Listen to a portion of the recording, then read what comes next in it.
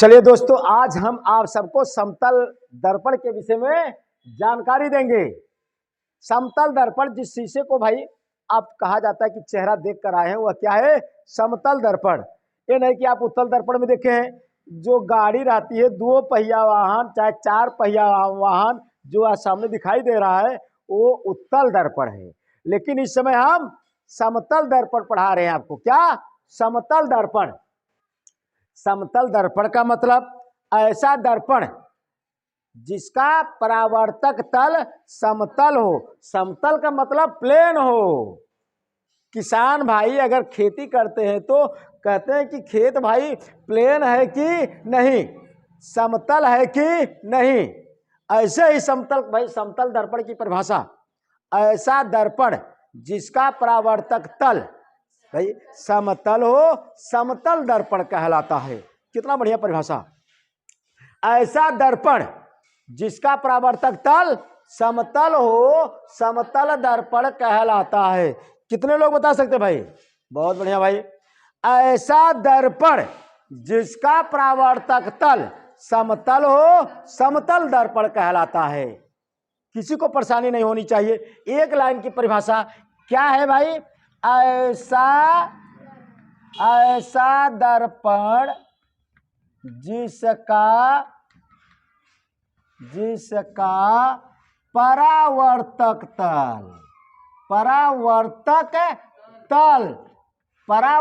तल का मतलब जिस तल से प्रकाश का परावर्तन हो रहा है।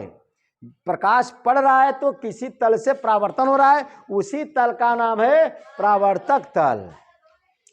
भाई ऐसा दर्पण जिसका परावर्तक तल समतल हो, समतल दर्पण कहलाता है।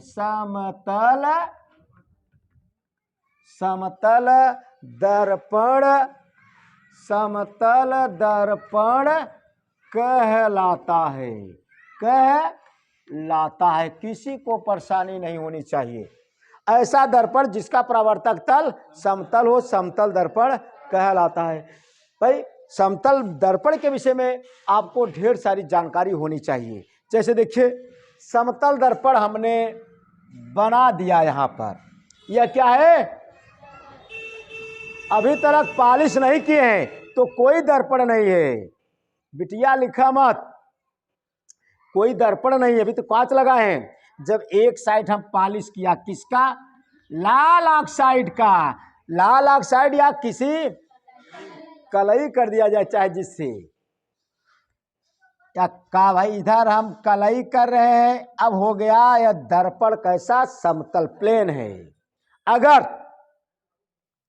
प्रकाश आ रहा है, यहां से प्रकाश आ रहा है ना भाई, जब कोई भाई ऑब्जेक्ट माने वस्तु, ऑब्जेक्ट वस्तु है, जब यहां से प्रकाश आ रहा है तो समतल दर्पण पर पड़ेगा। समतल दर्पण से ना भाई किसी देखिए, किसी वस्तु, यहाँ से प्रकाश आ रहा है, किसी वस्तु से होकर प्रकाश आ रहा है, और अंग्रेजी में ऑब्जेक्ट बोलते हैं इन्हें, OBJECT, ऑब्जेक्ट। किसी वस्तु से प्रकाश का भाई जब आ रहा है तो प्रकाश समतल दर्पण पर पड़ा। यहाँ से एक महोदय जी बैठे हुए हैं, एक इंसान बैठे हुए हैं, भाई साहब बैठे हुए हैं, पैर है यहाँ इनका ना भाई, हाथ है, बैठे हुए।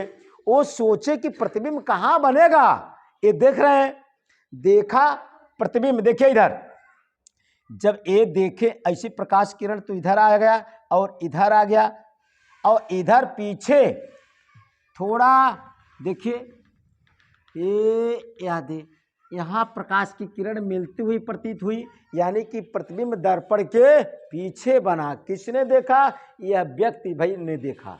कोई प्रेक्षक है, कोई देख रहा है, यानी कि समतल दर्पण है। जब ऑब्जेक्ट माने वस्तु से प्रकाश भाई गुजर कर आ रहा है, समतल दर्पण पर पड़ा, उसका प्रतिबिंब कहाँ बना? दर्पण के आगे की दर्पण के पीछे, दर्पण के पीछे बना। दर्पण के पीछे यहाँ प्रतिबिंब है। क्या है? प्रतिबिंब है। प्रतिबिंब बना दर्पण के पीछे बना। किसी को दिक्कत? और कैसा प्रतिबिंब बना? देखिए कहां प्रतिबिंब बना भाई? दर्पण के पीछे बना। कहां बना? दर्पण के पीछे बना। प्रतिबिंब कहां बना? दर्पण के पीछे बना। दर्पण के पीछे बना। और देखिए इधर, और हमेशा जो वस्तु रहेगा, जो वस्तु रहेगा हमेशा दर्पण से, बात पर ध्यान दीजिए, दर्पण से जितनी दूरी पर वस्तु रहेगा दर्पण से उतनी दूरी पर प्रतिबिंब रहेगा।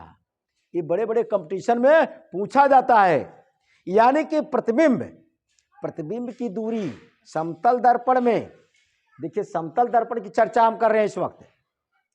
समतल दर्पण में जितनी दूरी पर यह वस्तु है उतनी दूरी पर यह प्रतिबिंब बनेगा। अगर यहां से यहां तक 10 मीटर है तो दर्पण से प्रतिबिंब की दूरी भी 10 मीटर होगा। किसी को दिक्कत? हमेशा दर्पण से वस्तु की दूरी बराबर दर्पण से प्रतिबिंब की दूरी होती है। बात आप समझ रहे हैं? दर्पण से जितनी दूरी पर वस्तु रहेगा दर्पण से उतनी ही दूरी पर प्रतिबिंब रहेगा। यानी कि दूसरा पॉइंट खास बात मिला हमें, दर्पण से वस्तु की दूरी बराबर दर्पण से प्रतिबिंब की दूरी। दर्पण से वस्तु की दूरी बराबर, देखिए दर्पण से वस्तु की दूरी, दर्पण से वस्तु की दूरी बराबर दर्पण से प्रतिबिंब की दूरी। प्रतिबिंब की दूरी, किसी को परेशानी नहीं होनी चाहिए। बोले भाई, यानी कि भाई प्रतिबिंब कहां बनेगा? दर्पण के पीछे बनेगा।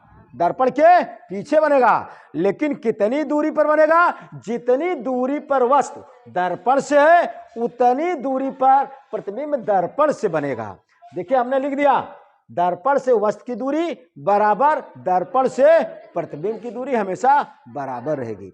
और कैसा बनेगा? उल्टा बनेगा कि सीधा बनेगा कि काल्पनिक बनेगा कि आभासी? हमेशा आभासी और देखिए प्रकाश की किरण जब वास्तव में कटती हैं, इसके पहले हमने बताया, इसके पहले वाले वीडियो में हमने बताया आप सबको, जब प्रकाश की किरण एक दूसरे को वास्तव में काटती है तो वास्तविक प्रतिबिंब बनता है। अगर काटती हुई प्रतीत होती है तो आभासी प्रतिबिंब बनता है। यहां सोचिए भाई, काटती हुई प्रतीत हो रही है, डायरेक्ट क्लियर नहीं काट रही हैं। यहां से महोदय जी देख रहे हैं, प्रकाश की किरण इधर फैलती हुई प्रतीत हो रही है, इधर माने सामने कहीं काटेगा नहीं, लेकिन जब इधर उधर भाई थोड़ा केंद्रित हो रहा है, सिकुड़ रहा है, इसीलिए पीछे दर्पण के काटेगा, प्रतिबिंब वहां बनेगा। और इधर प्रकाश की किरण फैलता हुआ धीरे धीरे जितने इधर आएगा उतना ही भाई प्रसार होगा उनका। कहने का मतलब इसीलिए प्रतिबिंब दर्पण के पीछे बना है। और कैसा बनेगा? वास्तव में नहीं कटे भाई, प्रकाश नहीं काटे हैं, इसलिए कैसा बनेगा? आभासी बनेगा। आभासी, जिसे हम काल्पनिक कहते हैं। यानी कि भाई कैसा बनेगा? काल्पनिक। काल्पनिक का मतलब आभासी। आभासी बनेगा। आभासी बनेगा तो सदैव सीधा बनता है। जब प्रतिबिंब आभासी बनेगा तो हमेशा सीधा, जब प्रतिबिंब वास्तविक बनता है तो हमेशा उल्टा। याद कर लीजिए, अगर वास्तविक तो उल्टा, आभासी या काल्पनिक तो सीधा। कैसा प्रतिबिंब बनेगा? सीधा प्रतिबिंब बनेगा। ये सब। एक बात और है, एक बात और है भाई, यदि आपको अपनी, यदि कोई वस्तु है, अपना पूरा प्रतिबिंब देखने के लिए, अपना पूरा प्रतिबिंब देखने के लिए दर्पण की न्यूनतम ऊंचाई कितनी होनी चाहिए? वस्तु की ऊंचाई की आधी ऊंचाई। यानी कि व्यक्ति को अपना पूरा प्रतिबिंब देखने के लिए दर्पण कितना ऊंचा लेना चाहिए? कम से कम अपने ऊंचाई से आधी ऊंचाई का। बात आप समझे? कोई भी व्यक्ति, कोई भी वस्तु अपना पूरा प्रतिबिंब देखने के लिए दर्पण की ऊंचाई कितनी होनी चाहिए? वस्तु की ऊंचाई की आधी ऊंचाई। बात आप समझे? यानी कि अपनी पूरा प्रतिबिंब देखने के लिए कोई वस्तु दर्पण की न्यूनतम ऊंचाई होनी चाहिए वस्तु की ऊंचाई की आधी। अगर वस्तु की ऊंचाई हमने h माना तो दर्पण की ऊंचाई h/2 होनी चाहिए। अगर वस्तु की ऊंचाई हमने h माना तो दर्पण की ऊंचाई या दर्पण की ऊंचाई कितनी होनी चाहिए? h/2 होनी चाहिए। और हमेशा छठवीं बात, हमेशा समतल दर्पण ही ऐसा है, हमेशा वस्तु के बराबर प्रतिबिंब की, भाई वस्तु जितना बड़ा वस्तु होता है उतना ही बड़ा प्रतिबिंब बन सकता है। समतल दर्पण का ही देन है, हमेशा वस्तु के बराबर ही भाई प्रतिबिंब के ऊंचाई होगी। समतल दर्पण में, उत्तल दर्पण में हमेशा छोटा प्रतिबिंब बनता है, अवतल दर्पण में बड़ा प्रतिबिंब बनता है। और लेकिन समतल दर्पण ऐसा है, इसमें वस्तु के बराबर प्रतिबिंब की ऊंचाई या वस्तु के जितना बड़ा वस्तु रहेगा उतना बड़ा प्रतिबिंब प्राप्त होता है। बात आप समझे? वस्तु के बराबर प्रतिबिंब की ऊंचाई होगी, यानी कि भाई वस्तु के बराबर प्रतिबिंब की ऊंचाई होगी। बात आप समझे? बताया हमने समतल दर्पण में ही वस्तु के बराबर प्रतिबिंब की ऊंचाई होती है। इसके भाई उत्तल दर्पण, जैसे बस हो गया, उसके भाई जो ड्राइवर होते हैं उनके बगल में जो शीशा लगा रहता है वह उत्तल दर्पण होता है, उसमें प्रतिबिंब हमेशा छोटा बनता है। कहने का मतलब उत्तल दर्पण में छोटा, अवतल दर्पण में हमेशा बड़ा, समतल दर्पण आप में हमेशा बराबर, वस्तु के बराबर प्रतिबिंब की ऊंचाई होती है इसमें। और देखिए, और खास बात देखिए, बताने के बाद हम पूछेंगे आपसे, यह सब बात सॉलिड हर एक कंपटीशन की दृष्टि से बहुत इंपॉर्टेंट है। जो भाई 10वीं 12वीं में है उनके लिए तो खास तो है, लेकिन आप कंपटीशन की अगर आप तैयारी करते हैं तो उनके दृष्टि से भी बहुत इंपॉर्टेंट है। अनेक बार भाई प्रतियोगी परीक्षाओं में ये प्रश्न पूछे जाते हैं। अब देख लीजिए, हमने बताया समतल दर्पण में ऐसा दर्पण जिसका परावर्तक तल समतल हो, समतल दर्पण कहलाता है। समतल दर्पण में हमने बताया हमेशा जितनी दूरी पर भाई दर्पण से वस्तु की दूरी रहेगा उतनी दूरी दर्पण से प्रतिबिंब की दूरी रहेगा। हमेशा प्रतिबिंब दर्पण के पीछे बनता है और हमेशा आभासी बनता है, क्योंकि प्रकाश की किरण वास्तव में नहीं काटी है, आभास यानी कि प्रतीत हुआ है, आभासी प्रतिबिंब बनता है, जिसे हम काल्पनिक भी कहते हैं। बोले भाई, काल्पनिक होता है। और यदि कोई वस्तु अपना पूरा प्रतिबिंब देखना चाहता है तो न्यूनतम दर्पण की कितनी ऊंचाई होनी चाहिए? आधी, h/2 हमने लिख दिया है। यदि व्यक्ति की ऊंचाई, अगर व्यक्ति की ऊंचाई h है, व्यक्ति की ऊंचाई h है तो दर्पण की ऊंचाई h/2 होनी चाहिए। और खास बात यह है, यदि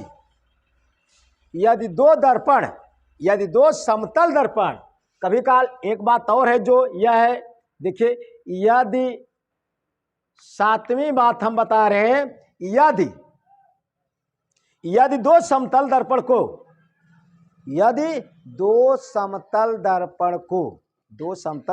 झुका कर रखा जाए तो कितने प्रतिबिंब बन सकते हैं? जब दो समतल दर्पण को झुका कर रखा जाए तो कितने प्रतिबिंब बन सकते हैं? जब दो समतल दर्पण को झुका कर रखा जाए तो कितने प्रतिबिंब बन सकते हैं? कितने प्रतिबिंब बन सकते हैं? देखिए, अभी हम पूछेंगे आप सबसे हर एक बात जानेंगे आप। देखिए इधर, अगर 7वीं बात हम बता रहे हैं अब। अगर देखिए, अगर दो समतल दर्पण को झुका कर रखा जाए तब उसमें मजे के चित्र बनेंगे।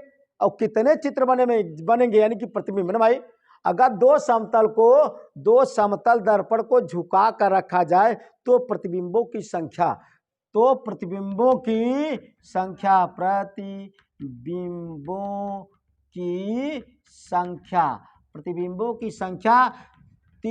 देखिए 360/θ-1 होती है सूत्र।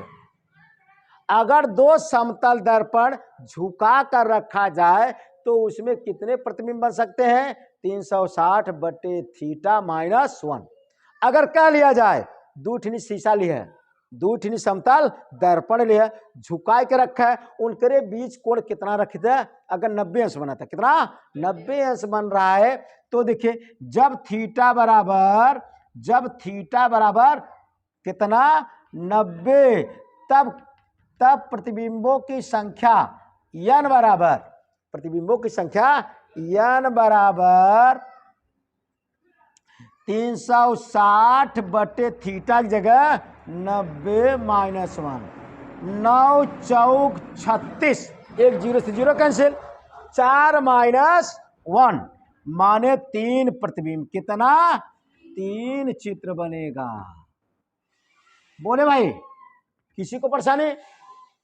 यदि दो समतल दर्पण को भाई 90 अंश के दूसरे समतल दर्पण लिया आपने, ऐसे 90 डिग्री पर झुका कर रखा, तब इनमें कितने चित्र बनेंगे? 3। अगर 100 जब थीटा बराबर हमने 120 अंश रख दिया ना भाई, तब कितने प्रतिबिंब बनेंगे? तमाम प्रतियोगी परीक्षाओं में पूछे जाते हैं। जब देखें 120 अंश रखा थीटा की जगह, तब क्या होता है? प्रतिबिंबों की संख्या n बराबर 360 थीटा की जगह 120-1, 12 तिहाई 36, 0 से 0 कैंसिल, आ गया 3-1, n बराबर 2। उसमें प्रतिबिंबों की संख्या 2 होगी। बताइए इंपॉर्टेंट है कि नहीं भाई? बहुत खास है। अब देखिए और एक खास बात है, और बताएं भाई, बोलिए। हाँ, एक खास और बात है, सुनिए पहले। एक खास और बात है, यदि समतल दर्पण, बार बार कंपटीशन में पूछा जाता है, यदि कोई प्रकाश की किरण, ये 8वीं बात मान लीजिए ना भाई, यदि ये समतल दर्पण है, अगर प्रकाश की किरण 90 डिग्री पर आपतित होती है, 90 डिग्री पर आपतित होती है माने पड़ती है, तो परावर्तन कोण का मान कितना होगा? आपतन कोण का मान कितना होगा? बात आप समझे? देखिए कितना इंपॉर्टेंट प्रश्न बन रहा है और समतल दर्पण संबंधित है। यदि प्रकाश का किरण किसी समतल दर्पण पर 90 डिग्री पर आपतित हो रहा है तो आपतन कोण और परावर्तन कोण का मान कितना होगा? बहुत खास बात है। बोला भाई, बोलिए। बहुत खास बात है। कोई लड़का 0 अंश होगा। क्यों होगा भाई 0? देखा, एकदम सॉलिड जवाब। क्या कि अभिलंब जब खींचेंगे हमने बताया है परावर्तन की परिभाषा में, ऐसे बताए थे आपको। बोले भाई, ध्यान दीजिए, ये आपतित किरण था, ये परावर्तित किरण, यह अभिलंब था ना भाई। अगर यहाँ आपतन कोण I बना था, यहाँ परावर्तन कोण R बना था, लेकिन इस समय प्रकाश की किरण किस पर आ रही है? इस पर 90 डिग्री पर आ रही है ना भाई।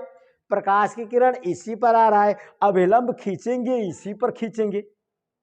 बोले भाई, अभिलंब खींचेंगे एकदम से, अभिलंब का मतलब 90 डिग्री।